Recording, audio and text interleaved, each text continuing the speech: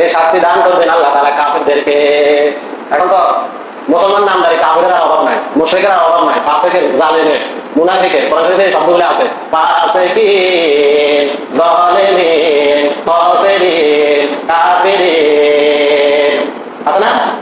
এগুলো কি কাফের না মুসলমান? এটা সবাই কাফের, তারা সবাই কি মুসলমান।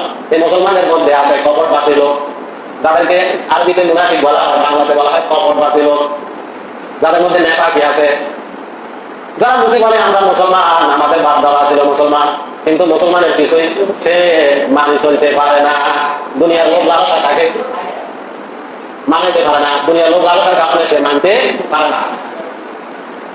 وَأَمَّا مَنْ خَافَ مَقَامَ رَبِّهِ وَنَهَى النَّفْسَ عَنِ الْهَوَى فَإِنَّ الْجَنَّةَ هِيَ الْمَأْوَى। যে আল্লাহকে ভয় করে, যে মৃত্যুর পরে আমাকে আল্লাহ